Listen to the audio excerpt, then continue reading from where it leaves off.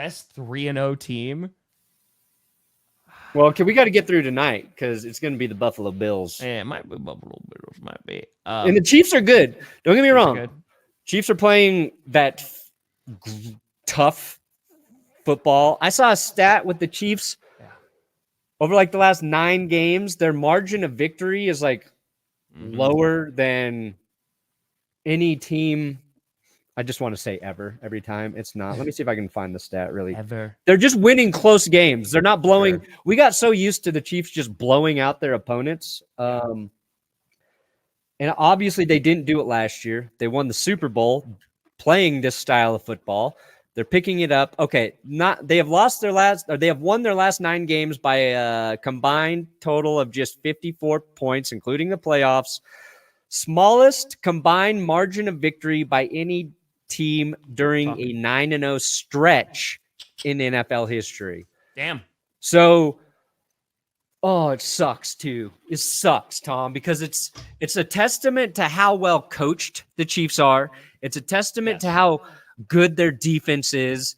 And of course, their offense, you're never worried with Patrick Mahomes. He's adapted, he's adjusted to how he has to play, and he hasn't been playing his best football in 3 weeks. Like that. I was talking to Chiefs fans about this last night. Like there was some especially early in that Falcons game. You're like, what the hell is going on with that? Like he doesn't look good. He doesn't look like Mahomes. They're getting it done. But that's the thing, right? They're the epitome, Perna, of a team where it does not matter. They're the cockroaches of the league. They're never dead. They're 3-0. They're not even playing they're not playing perfect football right now. I think Coleman might have tweeted about that. He's just like, this is the worst you're going to see the Chiefs, and they're 3-0. I disagree. You're going to see them play worse, and they're going to lose.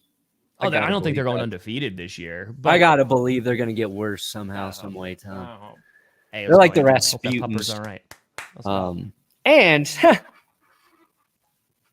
they got 11 men on the field, and they got 1 referee always on their side, Tom.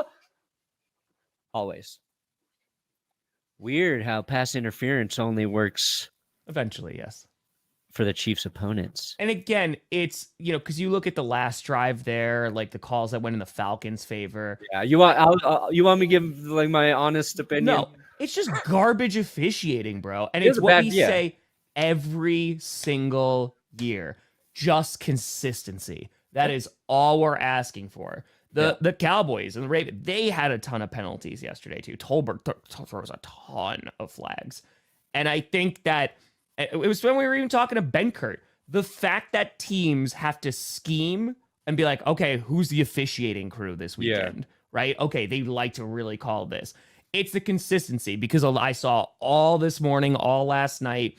You look at what should have been called defensive pass interference in the end zone last night, and then compared to what was, PI last week. Again, just want consistency. And I don't think it's, hey, we're just going to give the Chiefs the win, because the Falcons even had a chance to win that football game last night. I don't know what the hell that last play call was. But at the end of the day, like, because it does happen to the Chiefs on a semi-regular basis, that's the narrative, right? So it's always going to enforce of like, hey, the refs are there. But it speaks to a bigger problem that the officiating is just not consistent. Just get it right. Make the right call, and people can't crucify you. Well, they said, so I read the pool notes afterwards, too, and there's like, from our angle, it didn't look like it was defensive pass interference. And it's your angle was wrong then.